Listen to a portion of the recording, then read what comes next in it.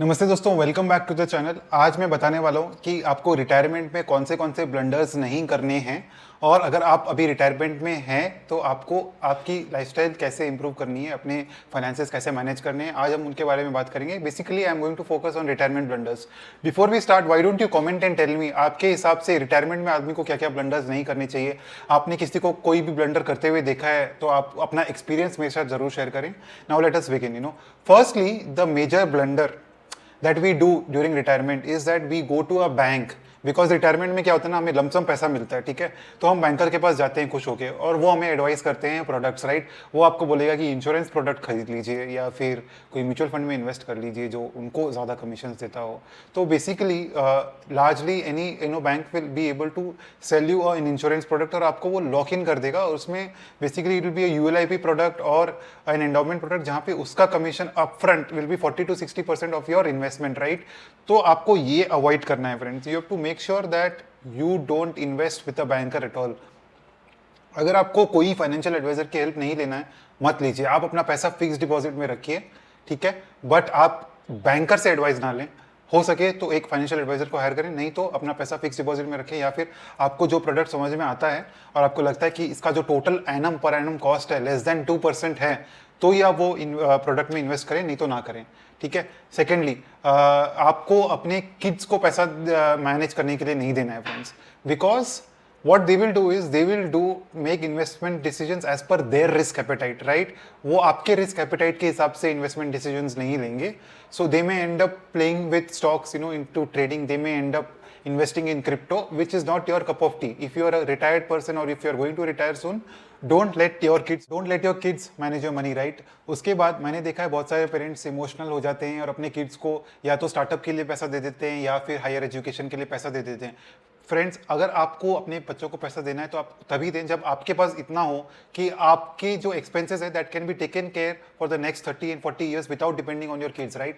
So first prioritise your self, be selfish, right. Your kids are young, they can take care of themselves, right. आपको कोई loan नहीं मिलेगा for your retirement, but your kids will definitely get a loan for things they want in their life, right.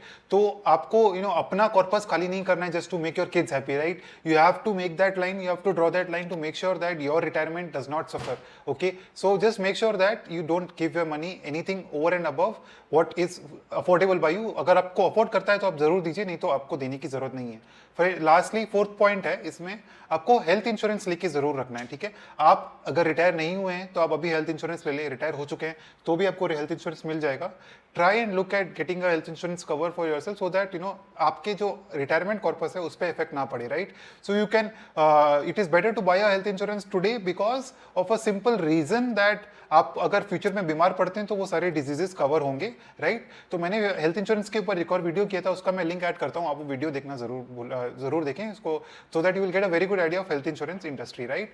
Lastly friends, आप अगर real estate heavy हैं, okay, you have a lot of real estate, आपका net worth बहुत ज्यादा है but income कम है, right. Because real estate may not be giving you recent rental income, या तो वो खाली होगी या फिर आपका रेंट कम होगा, right. What is the point of having so much real estate when you don't have income in your hand and you have to live from, you have to penny pinch and be frugal about it, right। तो in retirement just make sure that अगर आपके पास बहुत सारे assets हैं तो try to liquidate them to create decent liquidity in your life, right. Ultimately being asset rich and income poor is a very bad idea, right. It's a bad equation to be in. तो try to focus कि अगर आपके पास real estate है तो you can look at couple of options, you can sell it in the market and then use the money to generate income, consistent income from that। or you can consider reverse mortgage wherein 15 years तक आपको monthly पैसा मिलेगा, उसके बाद you can continue to stay in the same house and then at your death your nominees, your children can either pay the bank and take the possession or they can let the bank take the property। so there are multiple options of dealing with real estate in retirement। तो ये सब चीजों के बारे में आप सोचें। ultimately your retirement has to be comfortable। आपने पूरी जिंदगी struggle, retirement has to be comfortable, right. आपने पूरी जिंदगी स्ट्रगल किया, एटलीस्ट आपको रिटायरमेंट में तो स्ट्रगल करने की जरूरत ना पड़े। फोक्स, अगर आप अभी तक रिटायर्ड नहीं हुए हैं और आपके पास अभी भी टाइम है तो आपको क्या करना है, you have to make sure that you are earning decent amount of money and saving that money, right. आप एक फाइनेंशियल एडवाइजर को हायर करें या फिर आप चेक करें, आप खुद से पढ़ें कि आपको रिटायरमेंट के लिए कितना रिक्वायरमेंट है और वो गोल को अचीव करने की कोशिश करें। even after retirement, don't try to sit at home and just withdraw from your corpus. Try to create enough income जिससे आपके monthly expenses cover हो जाएं और आपका corpus grow होते रहे. This will give you enough comfort in terms of mental peace and you will allow you to sleep well at night, क्योंकि ultimately जितना पैसा ज़्यादा होता है उतना ही अच्छा होता है, राइट? तो आप ये सब चीज़ों पे फोकस करें और अपना रिटायरमेंट जितना कंफर्टेबल हो सके आप अपनी स्किल्स अपस्किलिंग करें, आप रिटायरमेंट में कंसल्टिंग करें.